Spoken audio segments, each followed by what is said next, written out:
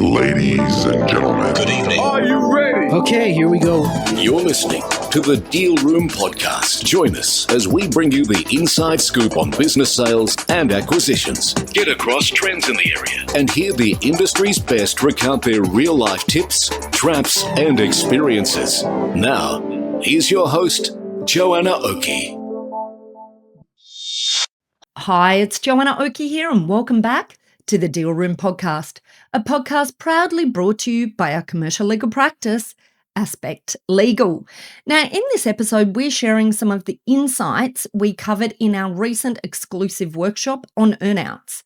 This is an area which can be confusing to both brokers and business owners alike, and it's well worth understanding how they work, the risks and the different perspectives involved, and how each party is likely to deal with an earnout.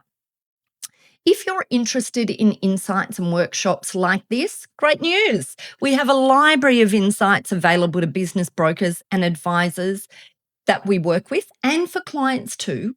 And as soon as you begin working with us or referring to us, you'll unlock access.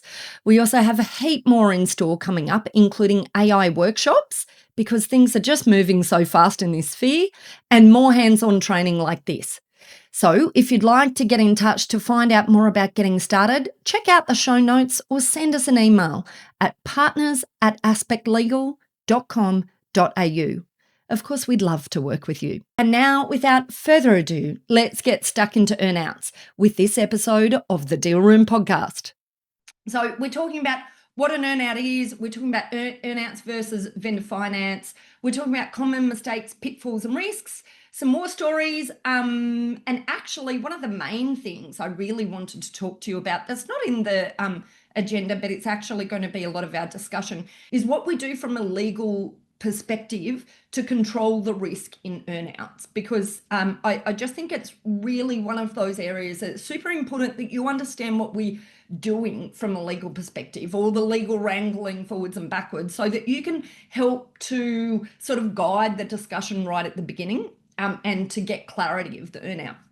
And I'll talk a minute about like getting into details about what earnouts are and all of that sort of thing. But I just want to preface this by saying one of the things that I think is the greatest potential issue in dealing with earnouts, and earnouts super common, we deal with them very regularly, but one of the ongoing issues is ambiguity in the way earnouts are created. What we often have is buyers coming in having heard of the concept of earnout and then putting together this really complicated earnout, and I guess sort of brokers feeding that through and ending up with like an earnout that is too complex for the size of the deal that it sits in. And that can create a whole lot of issues, but it can create essentially a risk to the transaction as well. Because when we have this ambiguity, when it comes to the point of needing to put this into a contract, to get super clear about it, to work out, what those parameters are going to be to protect the seller in the earnout, then it can lead to this, the parties sort of realizing that they weren't aligned. And what we really want to do is avoid that from the beginning, because we don't want anyone's time wasted in this. And I think setting up the right discussions from the beginning can really help ensure that we're driving the right use of earnouts in the right sort of size and type of transaction, if that makes sense for everyone. And I'd love some experience shares along the way as to any of the issues that you're seeing in earnouts, and any sort of negotiation issues that you've had along the way as well. Okay, so what are earnouts? Earnouts, well, you probably all know what earnouts are. Because I know each of you, and I know you all understand earnouts, but essentially at a high level, earnouts are one of those things that can create a lot of risk and a lot of conflict. And the areas where it particularly goes wrong is where the performance targets are ambiguous, or the legal protections are missing or weak. So that's why I want to talk to you about what we do from a legal perspective. Or the buyer has too much control over whether the earnout targets are met or not. So what do we see your role as is brokers? Actually, we don't just have brokers in here. We also have accountants and some other advisors for business. But from a broker perspective, really, I think that opportunity for you is to help seed the discussion in the structure so that it works, not just about getting the number right, if that makes sense. So when we're looking at earnouts versus vendor finance, here we, I guess and I often find that there's a little bit of confusion. Essentially, earnouts are where we have a deferred payment that is at risk. So it's like a contingent payment post completion that is based on some performance or milestone metrics. So that performance usually, most often, is EBITDA or revenue, but it can also sometimes be other metrics. Vendor finance, on the other hand, is the term that we give to post-completion payments, so deferred payments that are fixed. So where we've agreed, okay, so the buyer and seller have agreed on a price, but that price is required to be paid over time, no matter what happens in the business, no matter whether there's performance metrics that have been met or not. So there's no target, no metrics to earn or not to earn the payment for the seller. It's just an agreed amount post-completion. And then the third sort of thing or to bear in mind is this concept of retentions and holdbacks. So retentions or holdbacks are where part of the purchase price is held back for a particular period of time for a particular reason. So, and I find it very interesting because the concept or the terminology of retentions and holdbacks can actually mean a whole heap of different things. So I'll give you an example. In accounting practice sales, it's super common for there to be the structure of the sales so that you've got 80% paid at completion and 20% or maybe 90% paid at completion, but a certain amount held back and then paid when in either 12 months or time or 24 months time, the client base has continued with the accounting practice up to a particular level. So that just might be, and there are different ways of setting this out, but it might be, well, the number of clients that were there before completion are still there. So it might be on a client count, or it might be on a revenue, or it might be, rarely in an accounting practice is it based on profit or EBITDA. Usually it's on revenue, top line revenue, or account of clients. But it's interesting, that is actually in all other industries called an earnout, not a retention. But in the accounting space, we call them retentions, not earnouts.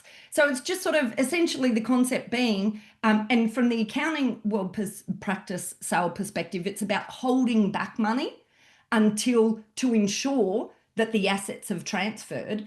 But in other industries, the same concept is used, but it's actually seen in a different way. It's that the sale price is dependent on what the performance of the business is post-completion. Does that make sense? That sort of difference in the way people think about it. And the problem is people can get caught up with terminology differences.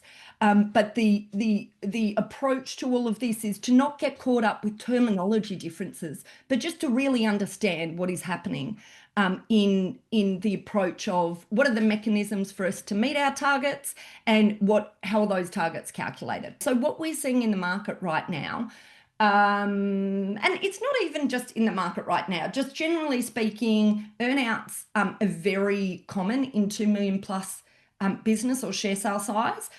The larger the size of the deal, the more likely the earnouts. When we're in the 5 or 10 plus $1 million market, we see at least 80 to 90% of our transactions having earnouts as a large component of the deal.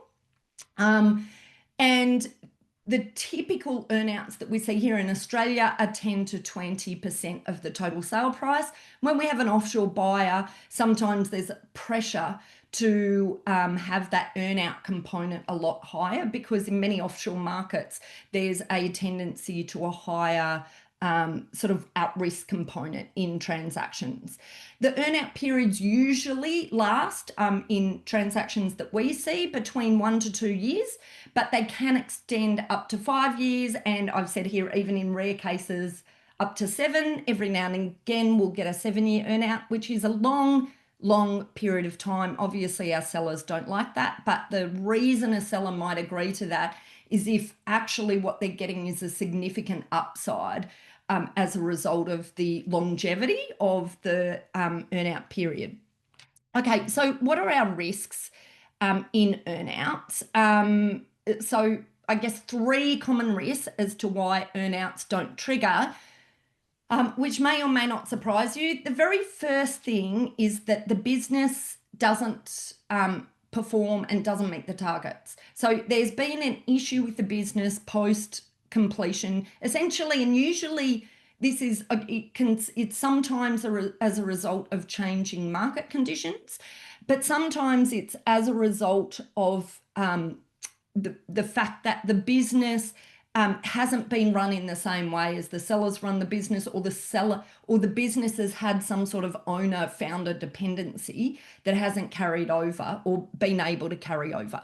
And of course, this is exactly the reason why many buyers want earnouts, because in many reasons, earnouts are there as part of a risk sharing mechanism. And so when the buyer often comes from a perspective of, we want to ensure, quite often the buyer is thinking from the perspective, we want to ensure the seller has a real reason, has skin in the game to make sure the value of this asset in the business or the shares transfers to us properly, and that we as a buyer get to see the value of that asset. So essentially this is, I guess buyers see it as a way to get the seller to assist to make sure that value is transferring. And the second thing is sometimes about ensuring, the buyers want to ensure that the value that they thought was there in the business is actually there. So it's a way of sort of cross-checking that the figures and performance of the business are real.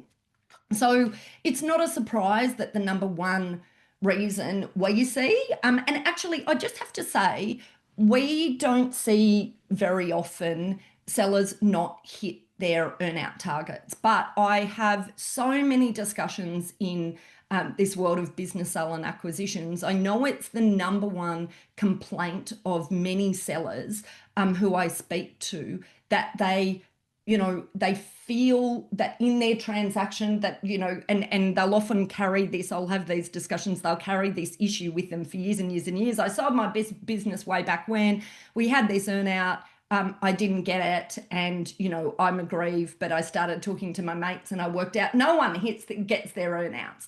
So this is a lot of a discussion that happens in the market. Anecdotally, from my own personal experience from our clients, it actually, our clients, I should go and work out what the percentage is, but I'd say at least 80 to 85% of our clients hit their full earnouts and receive their full earnouts. But I think part of that maybe is a mechanism of the way in which the deals are put together, and the way in which obviously the legals protect the seller.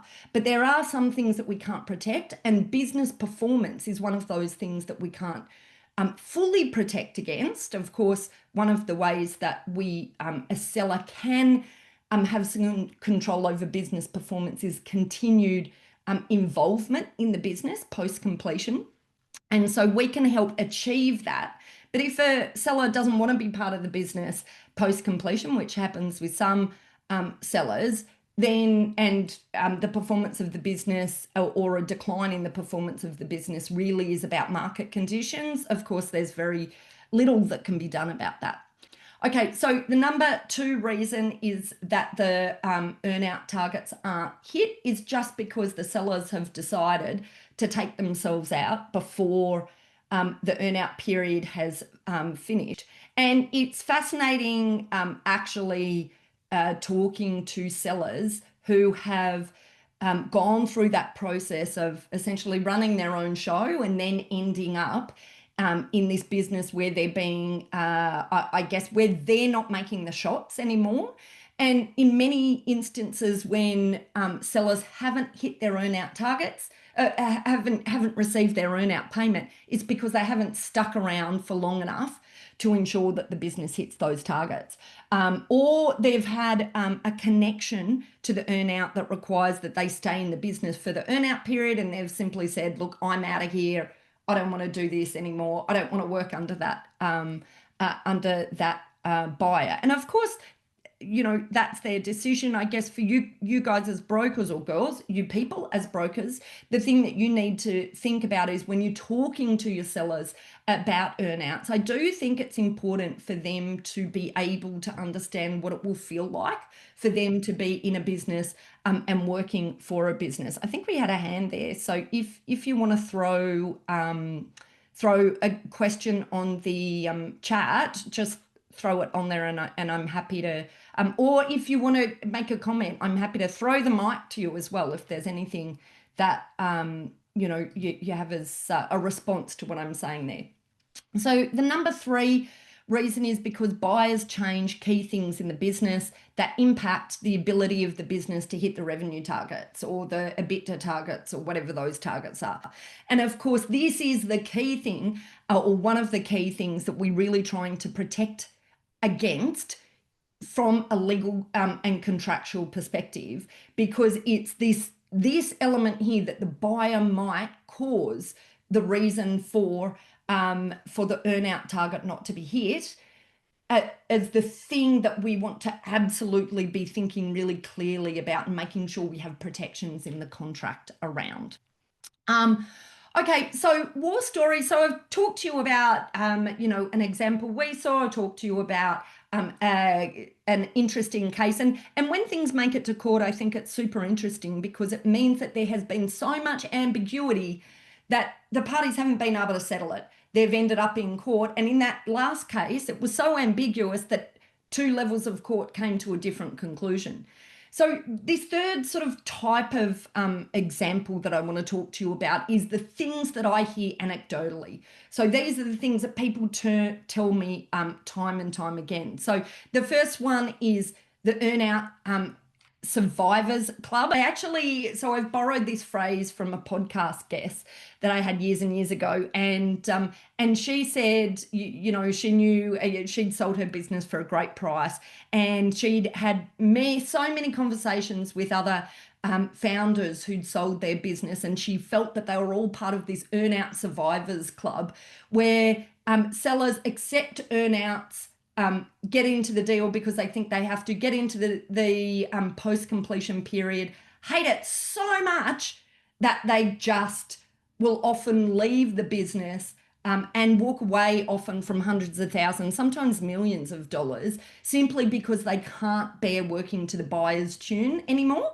And so, this podcast guest said that she and all of her friends that she'd known who'd sold out called themselves the Earnout Survivors Club. Anyone who'd made it through to the end of an earnout and it had actually triggered was a very small percentage in her mind. And she was actually an example and knew loads of examples of founders who just walked away. Now, of course, you say, okay, well, that's the seller's right. If you as a broker have commission tied to that decision, of course, that can impact you financially as well. If the structure of what the business looks like and the relationship looks like post completion is that the seller will do whatever they want, even turn their back on money to get out of turning into an employee rather than being the person that runs the business. The second is the perverse outcome approach. And actually, I have seen examples of this before, but I've heard about a lot as well. But when an earnout causes a depletion in the business value, remember the whole point of an earnout is meant to be so that the value of the business is transferring to the buyer and accelerating essentially in the buyer's hands. But when an earnout causes the depletion in the value of the business, you can see why I'd call it perverse. And in this one example, we had a seller, and the reason why, just to be really clear about the reason why there can be a depletion in the business value is often because the seller is too intimately involved in the business post-completion and not allowing the buyer to run the business in the way they need. And this particular example, the seller were in a transaction. The seller was so focused on achieving the earnout that they completely disagreed with the way the buyer was running the business in the earnout period. And they started white-anting the buyer to the staff and to the clients because they were so frustrated that the business owner, they felt, was running the business in a way that wasn't going to allow them to meet their earnouts. And their whole attitude was the thing that actually killed the value in the business and ended up creating the position for them that they didn't hit their earnout targets and didn't walk away with the earnout payment. So we have to be really careful here. And I always warn buyers actually to be very careful when they're setting up the way the earnout works, to ensure the earnout doesn't create perverse outcomes, doesn't allow the seller to have too much control over the business. But the irony is, when we act sell side, often we do want control of the business so that we can keep the value there. So you can see there's this constant tension between buy and sell side in designing earnouts. But I think a great thing for buyers is, if they sense that happening in the business, just to pay the seller out, get the seller out of the business, let them have their earnout, so they're not disrupting the business and go and run the business on. And then I've got one example here: sellers changing office hours, which then has an impact on the amount of custom in the business, or changing the level of staffing in a business, or also making operational decisions in relation to a business that impact the ability of the business to hit those earnout targets. Well, that's it for this episode of the Deal Room podcast.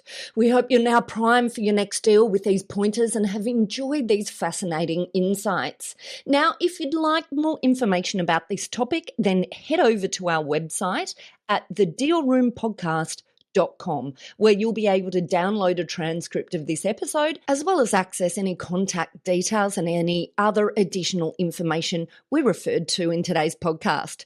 Now, if you'd like to get in contact with our guests today and the services they offer, you can go ahead and check out our show notes for a link right through to them and their details.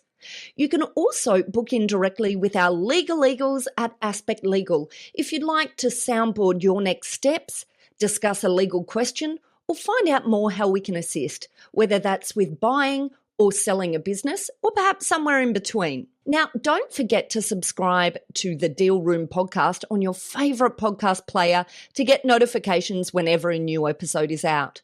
We'd also love to hear your feedback, so please leave us a review and rating if you're already one of our subscribers, or even if you're listening to this podcast for the very first time. Every review helps our team produce valuable content for you. Well, thanks again for listening in. You've been listening to Joanna Oakey and the Deal Room podcast, a podcast proudly brought to you by our commercial legal practice, Aspect Legal. See you next time. Ladies and gentlemen. That will conclude this evening's entertainment. Thanks for listening to the Deal Room podcast. To find out more about this episode and other episodes in the series, check out the show notes or head over to our website at thedealroompodcast.com.au.